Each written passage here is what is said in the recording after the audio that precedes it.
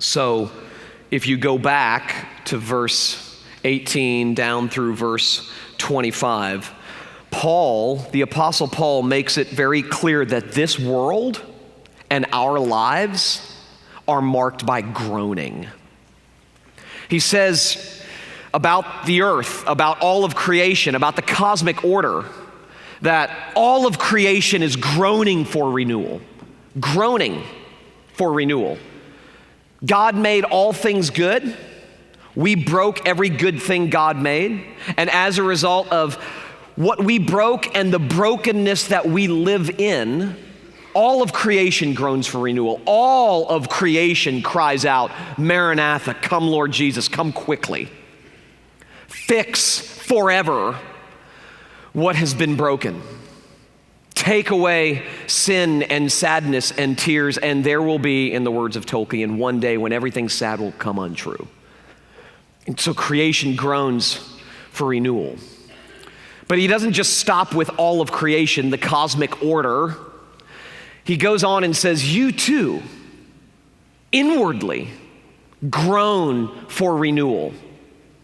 That our lives are marked by groaning, longing, knowing that something's missing, even though we're not exactly sure what that something is. And we spend our lives trying to figure that out. We actually, every single one of us, spend our lives, whether you've ever thought about it this way or not, the fact of the matter is we spend our lives trying to find the missing piece of the puzzle. And we try in a variety of different ways and down a variety of different avenues.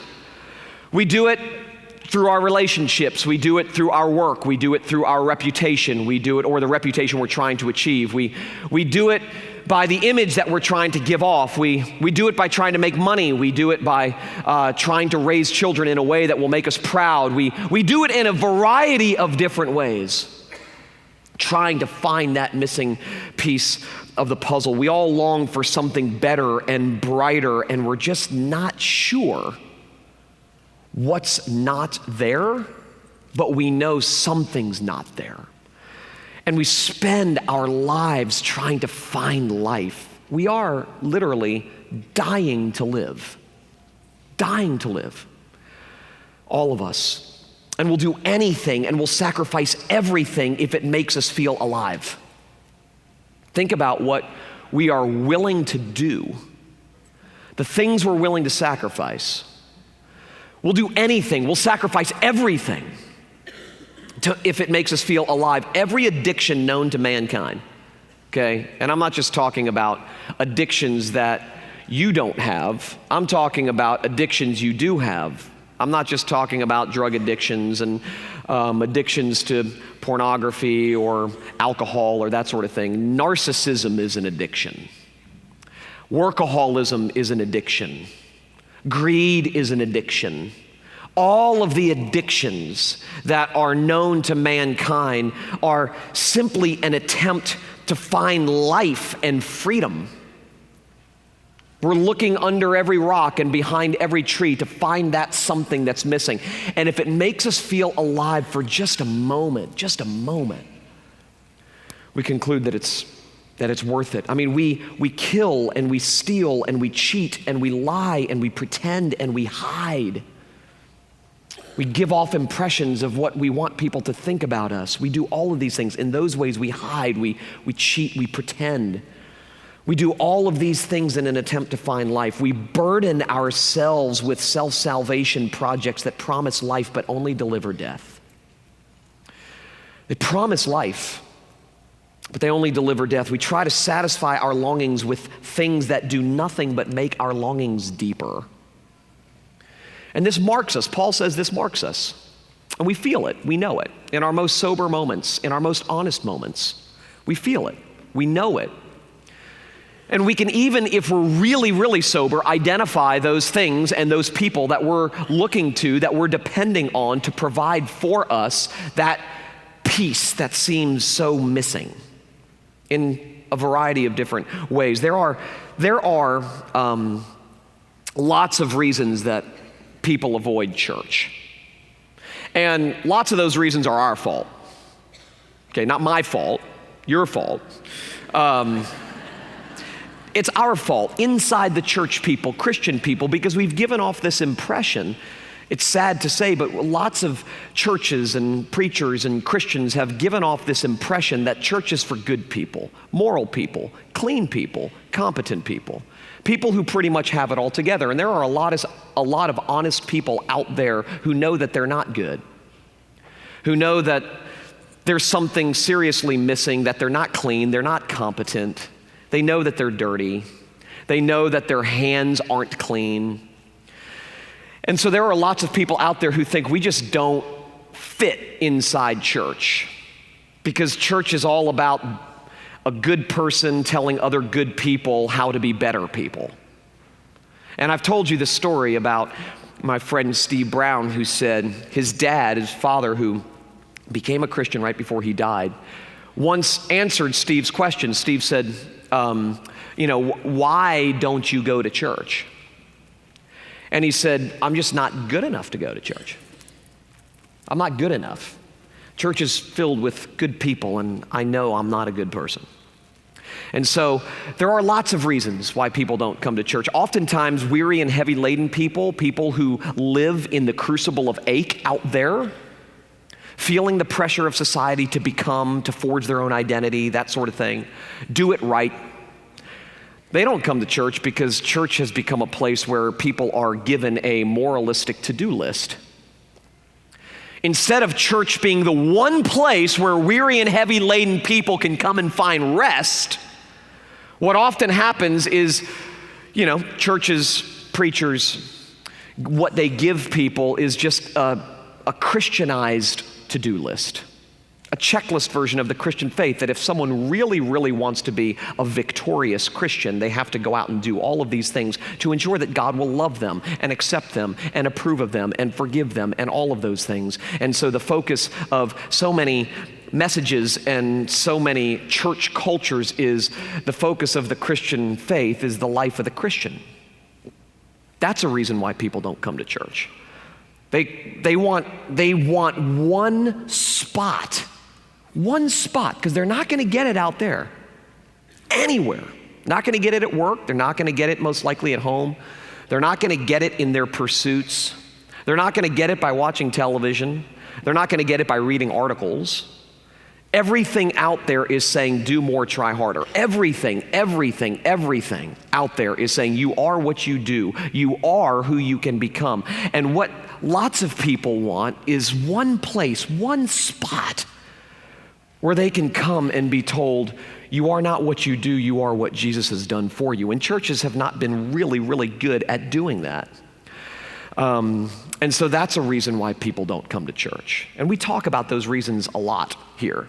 But there are other reasons that people don't come to church, reasons that are not our fault, okay? There are lots of people who just can't stand being called a sinner.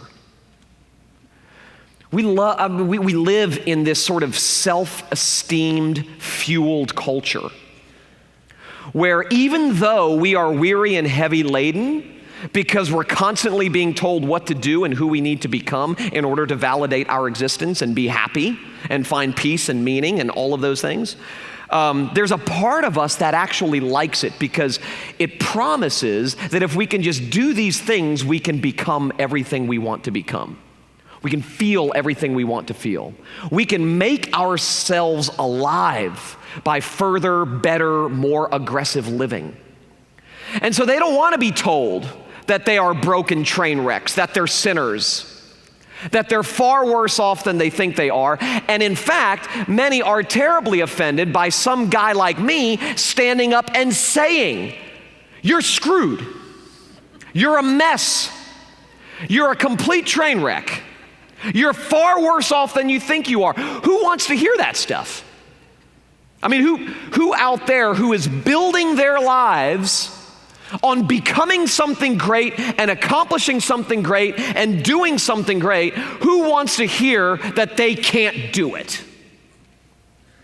It strikes at the very heart of what they're building their identity on. And so there are lots of people who don't come to church because they don't want to be called a sinner. I was telling the earlier service that I did, and I think I've told you this before, but I was being interviewed maybe 2 months ago, a month and a half ago or something like that.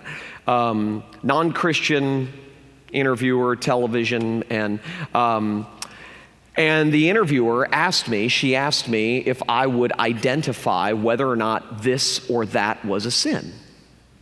So she's just rattling off questions and, is that a sin? Is this a sin? Is this, that, and the other a sin? And I'm like, yes, yes, yes, definitely yes. Yes, yes. No, this isn't, just kidding. Yes, yes. And she kind of looked at me puzzled like, you are a dark person, a negative nihilist. That's what you are. And I looked at her and I said, listen, why do people have a problem calling themselves sinners? I mean, why? I said, listen, Leslie, that was her name. I said, I may look like I have it all together on the outside, okay? I'm dressed, ready for the interview, got my makeup on. I might look like I have a fresh haircut, a little tanned. I may look like I have it all together. I may look like I've got things in order.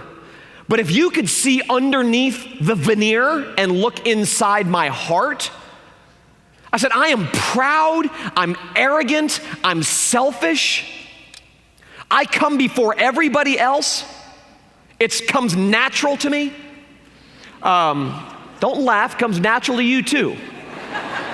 I know you. I said, I am inside a complete train wreck. And I said, why do people have such a difficult time? I don't understand why people have such a difficult time owning imperfection. In fact, the first step to being free is to simply say, I can't do it. I can't do it. I'm not pulling it off. I've never been pulling it off. I never will pull it off. The first step to freedom is acknowledging incapacity, inability. It's the first step to being free. Because then the pressure's off. You're not having to forge your own identity. You're not having to generate your own meaning and worth through the various activities that you give yourselves to. You're not having to prove yourself. You can stop pretending. You can take the masks off. You can stop trying to prove to everybody out there that you're Superman or Superwoman, and you can do it all and do it all well. You can get off the treadmill of performance. You can step off. It's finished. The pressure's off.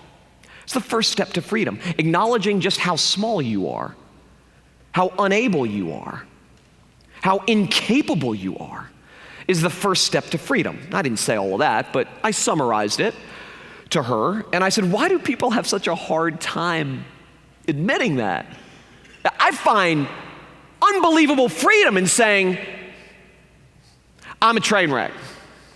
Unbelievable freedom, Because I just go, man, life is lighter and brighter when the pressure's off to do it all and be it all and do everything society tells me I need to do to make me feel like I matter. The pressure's off. So I go, is it really that hard to believe that we're messed up people living in a messed up world with other messed up people? Is it really that difficult to believe? I mean, listen to how Paul describes life on this earth in verses 35 and following. Look at the words he uses. Tribulation, distress, persecution, famine, nakedness, peril, the sword. He goes on to say, we are being killed all the day long, like sheep being led to the slaughter. Who doesn't feel like that, at least some of the time? Does a harsh word not feel like death? Does criticism not feel like a form of slaughter? When you come to terms with your own guilt and the pain you've inflicted on someone else with something you've done or failed to do, does it not feel like a little death? Have you not felt persecuted? misunderstood? Have you not divvied out persecution yourself? Have you not harbored bitterness and had to endure the slavery that accompanies that? Have you not been on the receiving end of fits of anger and malice and all sorts of those things, lies? This is what life feels like, Paul says. It's marked by groaning. The earth is groaning. The cosmic order is groaning. You are groaning. I'm groaning. Groaning is an inescapable part of our existence. Here and now. I mean, you don't have to be religious or come to church or believe in something like original sin to believe that you and everything around you is messed up. I mean, original sin is the most verifiable fact in all of history. Just look around. I mean, you've got wars, and you've got earthquakes, and you've got tsunamis, and you've got people in your life. You have to live with yourself, which is hard enough. You have to live with other people who are just as messed up as you are. You have to interact with colleagues and a boss and neighbors who are just as selfish as you are. You have to fall asleep at night knowing that you have failed, or trying to convince yourself that you've succeeded, but not really believing it in the depths of your being. I mean, why is it so hard to believe that you and everything around you is messed up? Well, you do believe it. I believe it. We try to silence it. We try to numb it. We try to make life noisy enough to where we don't feel it. We busy ourselves with things so that we don't have to face that dark reality head on. We find escape routes and places to hide. But if we're all honest, we all know and we can all admit that me, you, and everything around us is messed up. I mean, think about it. Why are you in distress? Paul says distress is a part of life. Why are you in distress? What has failed you? How are you feeling persecution? Who or what is persecuting you? Is a rebellious teenager persecuting you? Is a son or daughter who you haven't seen this Easter and you won't see next Easter and most likely for the next 10 Easters because they can't stand you because of some mistake you made or some resentment they have towards you? Does that feel like persecution? A failed marriage? An unresponsive spouse? I mean, how do you feel persecution? I mean, why are you in distress? In what ways are you in peril? How does peril mark your life, your existence? And then turn it around. And don't simply think about ways you've been on the receiving end of these things or ways you are experiencing these things, but turn it around. Who are you causing to be in distress? I mean, who feels distressed because of you, something you've said or done or something that you fail to say and do? Maybe you're marked by a critical spirit and you just can't seem to see anything but what's wrong, and the people around you feel beaten up. They couldn't get a word of affirmation from you if they gave you $1 million. You're just not even constitutionally capable of doing it. How are the people around you feeling in distress? Who are you persecuting with your anger, your bitterness, your silent treatments, your ambition, your willingness to do whatever it takes to get what you think you need in order to be happy? And if that means stepping on this person, that person, or every person, you're willing to do it. I mean, who's feeling that from you? Who are you persecuting? I mean, who really feels like they are in peril because of you? People do. Trust me, people do. So it's not just how am I receiving these things, but how am I dishing these things out? I mean, in what ways am I dishing these things out? I mean, we would all agree that things are messed up. When I start putting it the way that I've put it, I think most people, unless you're dead or dumb, would start going, okay, I get it. When you put it like that, I do look at myself and I look at my spouse and the people around me, my kids. I look at society, I look at this world, and I go, things are broken. Things are broken. I'm broken. He's broken. She's broken. That's broken. I think we would all admit that. Here's the problem. Accusation, which is the posture that says you are messed up, comes so much more naturally to us than confession, which is the posture of saying, I am messed up. Accusation comes much more naturally than confession. Comes much more natural to blame our emptiness, that feeling of nothingness, that something's missing, our groans. It's so much easier to blame our groans on someone out there, something out there, instead of me.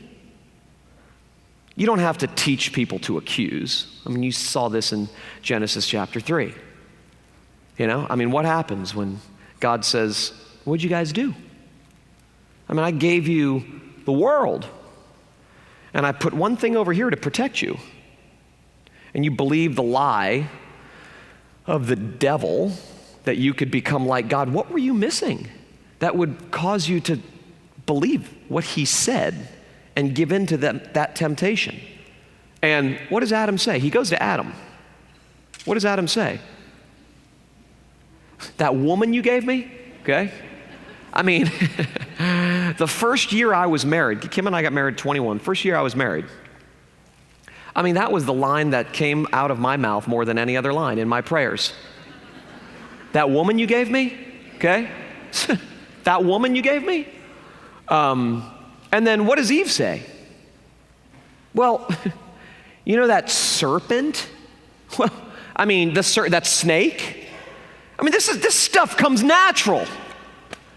We don't have to be taught to accuse, to blame someone else, to try to find an answer to our misery by pointing the finger, to try to answer our groanings by blaming someone or something. I know why things aren't right in this world. Barack Obama, okay? Really? The world was messed up before Barack Obama, and it will be messed up long after Barack Obama. He's not the problem, all right? It's so easy we laugh because it's so stupid. We really do this kind of stuff. I don't know if I've ever seen Christians happier than when George W. Bush was elected president. Like, the kingdom of God is flying in on Air Force One. And Christians weeping and wailing and gnashing their teeth as if the devil won the tug of war match against God when Barack Obama was elected. And I'm like, what is the matter with you people? Really? Presidents come, presidents go. Leaders come, leaders go. People in your life come, people in your life go. That's not the problem. You're the problem. I'm the problem. We are the problem. That's the problem. But it comes so natural for us to go, you're messed up. We're fine by saying, it's all messed up. But it doesn't come natural for us to say, and I'm the problem.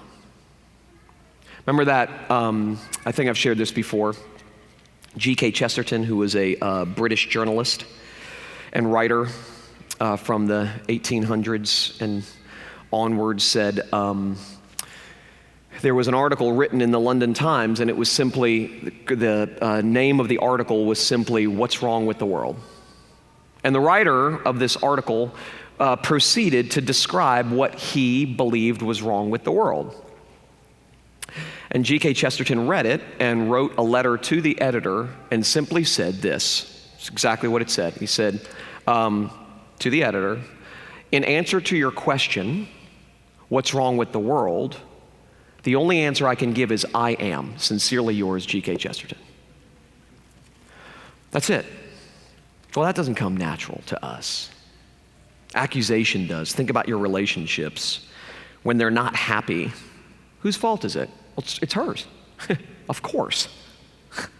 Hello, it's hers, when something's not going right, whose fault is it? Well, it's theirs, of course. I mean, everyone who's smart knows it's theirs. Definitely not mine. It comes natural. It's so much more natural for us to blame the way things are on others rather than ourselves. Francis Spufford, who I'm going to read a quote from at the end of this service, that is just mind-blowingly beautiful. But before I read that one, let me read this one. In his book, Unapologetic, which is a fantastic book, Francis Spufford, he cusses in the book, okay, because he's British, and he says, I don't really understand sort of the American Christian fascination with not cussing. These are the words we use just drinking coffee with our friends, okay? So if you're offended by cussing, just get a black pen, and every time he says a bad word, just mark it out. But read the book, okay? Francis Spufford, in his book Unapologetic, knowing that nobody will tolerate being called a sinner, simply calls sin, I love this, the human propensity to mess things up. He doesn't say mess, so you'll have to get your black pen out for that one. But he calls sin the human propensity to mess things up. He's like C.S. Lewis with a mouth on him, okay? If you can picture that. But listen to what he says. He says about knowing that nobody likes to be called a sinner in our day. Says what we're talking about here is not just our tendency to lurch and stumble and screw up by accident, our passive role. We're not just talking about that. Some of us are willing to at least admit that, you know? I mean, at least we're okay, I fail to do some things that I should do, you know? Sorry, who's perfect? He says, what we're talking about is not just our tendency to lurch and stumble and screw up by accident, our passive role. It's our active inclination to break stuff. Stuff like moods and promises and relationships we care about and our own well-being and other people's well-being. It's not just the passiveness, but it's the activeness of our messed upness. You know, it's breaking stuff. We break stuff. You know, kids just break stuff because it's fun. We never really grow out of that. We just break bigger, more important stuff when we get older. We just do. You know, instead of just throwing a plate on the ground, which some of you do, and you need to get your temper under control. Plates are expensive these days. You know, we may not break stuff like that. I had a Stretch Armstrong. Do you remember Stretch Armstrong? Remember? Anybody remember Stretch Armstrong? Okay, good. So I got a Stretch Armstrong for Christmas. My mom's here, she can testify to this. I got a Stretch Armstrong for Christmas one year. I was probably like 4. And Stretch Armstrong was like a stretchy doll. Okay, he was like blonde hair, shirtless, muscular, with like yellow underwear. And he was just, you know, and you could stretch him. Okay, so my brother could hold one arm and I could hold the other arm and we could walk in opposite directions and then we let him go and Stretch Armstrong just whoop, goes right back, you know? Well, I just couldn't take it anymore after the first day, Christmas Day. I had to know what made Stretch Armstrong stretchy. I mean, I was a 4-year-old, 5-year-old, and I just had to figure it out. What makes him so stretchy? This is so cool. And so I snuck into the kitchen and I grabbed a pair of scissors and I cut him open. I cut his arm off. I cut his right arm off. And it's like it happened yesterday. Red jelly. Like they even made the inside of him look like blood. It was unbelievable. Like they knew a kid like me would do that. And red jelly substance just poured out. And I burst into tears. I've ruined Stretch Armstrong. I'm like, just this natural propensity to break stuff. You know? I mean, if you're a parent, you know this is true, and your kids are small, you just break stuff. You rip stuff. You punch stuff, you know? They just do destructive stuff, especially if they're boys. Especially if their names are Gabe, Nate, or Preston Pacienza. They just break stuff. I love it. Okay, I love boys who break stuff. I cheer them on. Break it more, you know? Mothers don't like that stuff as much, but guys, when their sons break stuff, there's something inside them that's like, well, we never really grow out of breaking stuff. Broken people break stuff. It just comes natural to us. But we break big stuff. We break relationships. We break moods. We break people. We break big things. We persecute, we kill, we lie, we steal, we cheat. We break. So when you resist the idea that you're a sinner, just remember Paul's words in Romans 7. The things that I know I should do, I don't do. And the things that I don't do, those are the things I know I should be doing. And I'm just internal conundrum. I'm in constant conflict with myself. I mean, it's because we're sinners. We sin against ourselves, we sin against other people, we're sinned against. I mean, we're sinners. If you don't find yourself described that way, the way Paul describes in Romans 7, if you read that and go, well, that doesn't describe me, you're not paying attention. You're just not paying attention. Remember I said a few weeks ago that I was at a conference back in February, and I had finished speaking about just, grace, surprise, surprise, and talking about how the law of God just breaks us so that we're set free from the pressure of thinking we can pull it off. And then God's grace comes in and rescues us and says, I know you're far worse off than you think you are, but my love for you is infinitely greater than you could ever hope for or imagine. And so I talked about desperation and the gift that desperation is, because it brings us face to face once again with our deliverance. And so there was a question and answer period. And I was up there with all the other speakers, and we were all sitting at this table, this long table facing the audience, and we all had these microphones on the table. And the first question that came from the audience was, what if you don't feel desperate? It was kind of addressed to me, but it was like, what if you don't feel desperate? And before anybody else could talk, I grabbed my microphone, leaned up, and I just said, you're not looking hard enough. You are. And if you don't find yourself feeling desperation or being described the way Paul describes in Romans 7, you're not paying attention. You're messed up. So am I. I mean, even our best works, the things we think are most selfless, are tainted by at least impure motives. I mean, we're broken. Broken people break stuff. Well, that's our problem. That's our problem. Well, if that's our problem, I don't know about you, but I want an answer. And I don't want an answer from you, because you're going to come up with the same answer I give you. Answers I've tried to give myself. I need God's answer to this.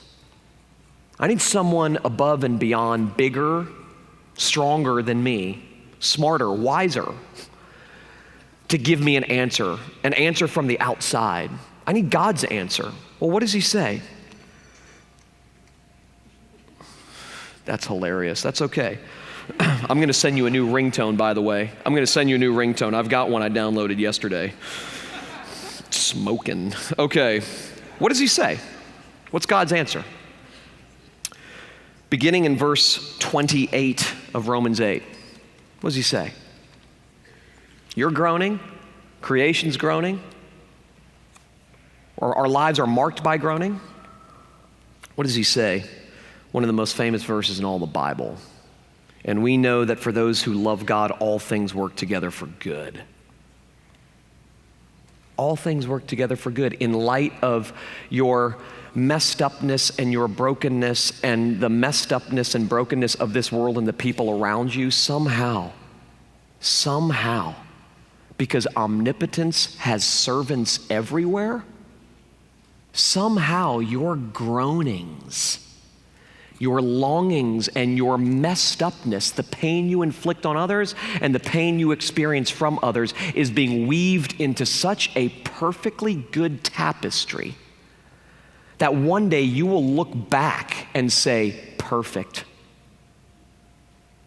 All things God is working together for good to those who love him. All things. To those who are loved by God, there is no wasted pain. There are no wasted groans. I mean, it's all working out for good. And then he goes on to describe some of the good, the mind-blowing, eternal good that he gives us for free. Look at what he says. For those whom he foreknew, and that word foreknew does not mean simply knowing something in advance. Like God stands above and beyond the corridor of time. Above and beyond time, looking down the corridor of time, and he foresees certain things. It's not what it's saying. The word know in the Bible, if you go back, the first instance of this is if you go back to Genesis, when the Bible says, and Adam knew his wife Eve, and she conceived and gave birth to a son named Seth. The Bible's not saying there, he knew something about Eve, and poof, she became pregnant. Knowing has a sense of intimate love. Intimate love. So when he says, for those whom he foreknew, it's those who he foreloved. Those whom he brought into existence to set his divine affection on. Brought you here to love you. Brought you here to love you. Fashioned you before the foundation of the world to love you. And what does that look like? For those whom he foreknew, he also predestined to be conformed to the image of his Son, that we would be locked in Christ, that we would be adopted sons and daughters. For those whom he foreloved, he predestined. This is the destination of these people that he decided a long time ago. Adoption. Family membership in the family of God. A membership that can never, ever be forfeited or sacrificed, no matter what you do, which he goes on to say in a few moments. And then look at this, verse 30, what theologians call the golden chain of salvation. And notice that it is God's work from beginning to end. There are no human fingerprints on this chain. Zero. And those whom he predestined, he also called.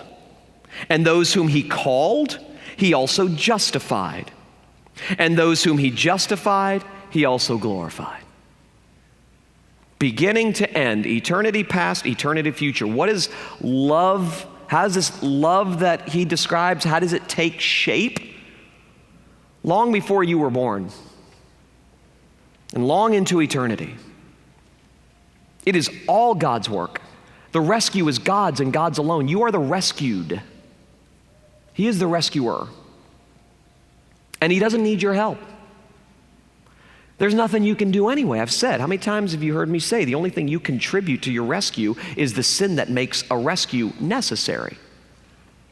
There's no contribution here. There's no human fingerprints on this chain. This is God saying, I will save. And there's nothing you can do about it. I will set free. And there's nothing you can do about it. I will rescue. Tough luck. Nothing you can do about it. All you have to do is sit back and be rescued. Which is very difficult for us, isn't it? My dad used to say that sometimes, most of the time, it takes much more humility to receive a gift than to give one. No, please. Sounds humble. Very proud. I don't need it. I'm fine. I got it. Saying, yes, thank you, is an admission of need and brokenness. And then this is where it gets rockin' and rollin'. in verse 31 and beyond. So he says, in light of all this, Paul says, in light of this, foreknowing, foreloving, being predestined to adoption, rescue from start to finish, brought you into this world to love you, working all things out for good. Let me explain what that good is. All this stuff. In light of all of this stuff, which may seem simply conceptual at this point, now he starts bringing it down into the existential reality of our lives, what we actually feel as we live our life. He says, so what shall we say to these things?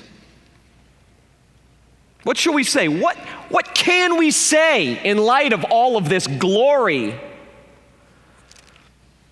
If God is for us, who can be against us? Who can be against us, he says. I mean, I'm against me. You're against me. They are against me. The man is against me. Big brother is against me. Everything's against me. It's the way a groaning life feels. And he says, if God is for us, who can be against us? And then look at what he says. He says, let me prove it to you. Let me show you that I'm not just spouting off theological triteness here. He who did not spare his own son, but gave him up for us all, how will he not also with him graciously give us all things? All things. Whatever your heart longs for. The groanings underneath the groanings underneath the groanings will be forever silenced and satisfied. Because of what you do? No, because of what God has done. And then verse 35, who shall bring any charge against God's elect? To those whom God has loved, who's going to bring any charge against them? We accuse ourselves. We accuse others. Well, may the accuser roar of sins that I have done. I know them all and thousands more. My God, he knoweth none. We live in a crucible of accusation, guilt, shame. And he says, who's going to bring any charge against God's elect? No one can accuse you anymore because you're locked in Christ. He was accused on your behalf. He was charged with a crime so that you could go free. You've been pardoned. So therefore, who will bring any charge against God's elect? And then these 5 words. These 5 words which will change your life. And I highly recommend getting it tattooed somewhere where you can see it, okay? It is God who justifies. It's God who justifies. We make life harder on ourselves because we desperately try to justify our existence, prove ourselves, validate ourselves. Life is hard and we feel the pressure and the weight and the burden because we're trying to justify ourselves. You may have never put it that way before. That might not be the way you say it, but that's the way you and I live. And when he says, it is God who justifies, pressure's off. Get off the treadmill. It is God who justifies. Who is to condemn? Who's going to condemn you? Paul's just said in Romans 8:1, there is therefore now no condemnation for those who are in Christ Jesus. Therefore none. So who's going to condemn you? He was already condemned for you. There's no such thing as double jeopardy in God's economy. The crime was paid for. Your crime was paid for. Your pardon was secured. He was charged. He gets charged, you get justified. That's the deal.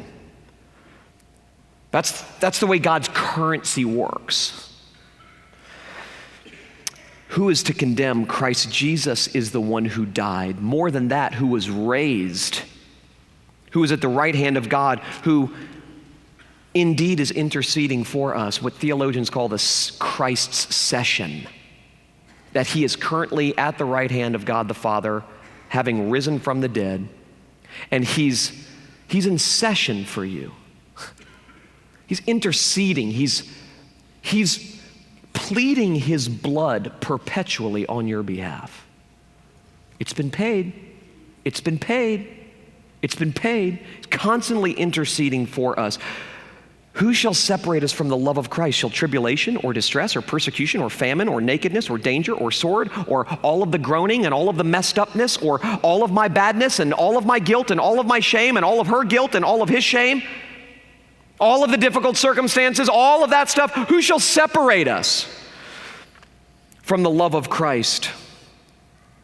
He says, who's going to do it? Shall tribulation or distress or persecution or famine, the hunger and longing, nakedness, our sense of vulnerability and aloneness? What about danger? I'm afraid things won't turn out the way they should. I'm afraid that I will lose control, that I have to get everything right or else. Will danger, will that separate you from God's love? What about sword, pain, death, the death of others, pain, agony, whether it's physical, mental, emotional, whatever? Will any of those things separate us from the love of Christ? Then he answers in verse 37, no. Simple answer, no. In all these things, we are more than conquerors through him who loved us. Now, don't read that verse like a typical American would. So tired of men's conferences with the big banner that says, more than conquerors. Like it's a gathering of supermen if you just put your mind to it. You can find and live the victorious Christian life. Sick of that. It's not what that verse means. Notice what it says. More than conquerors. And they stop. They stop. More than conquerors. And he goes on and says, we are more than conquerors through him who loved us. We are the conquered. He is the conqueror, and his love has conquered all, so that we can now live in a cage of righteousness, so that we can now live with an irremovable suit of forgiveness, a straitjacket of forgiveness that we can't take off if we try. We can't. We're bound, tied up in the forgiveness and love of God because of what Jesus has done for us.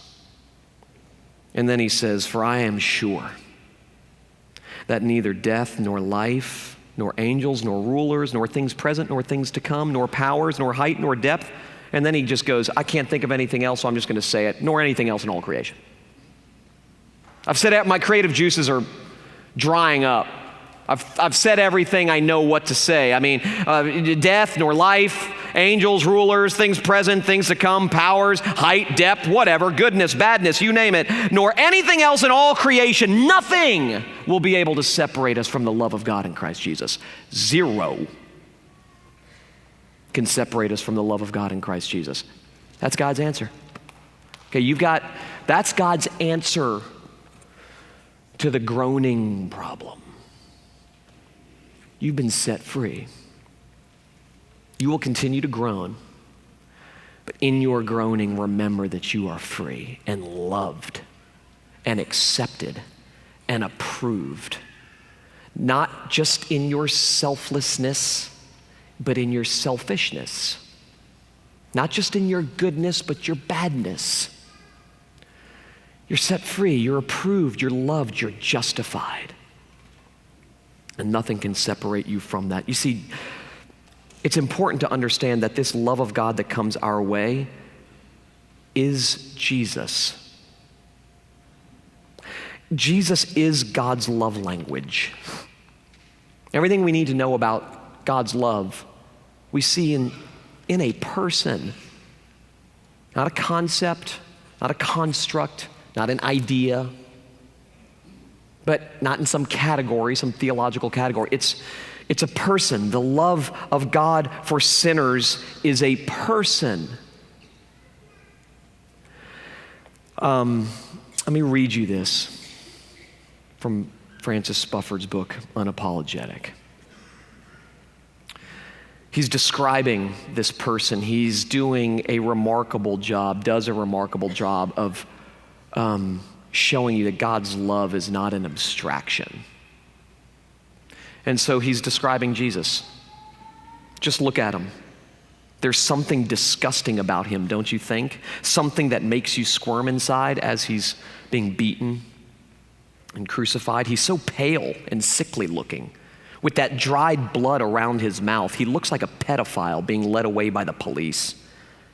He looks like something from under a rock, as if he doesn't deserve the daylight. He's a blot, a bloody blot on the new day.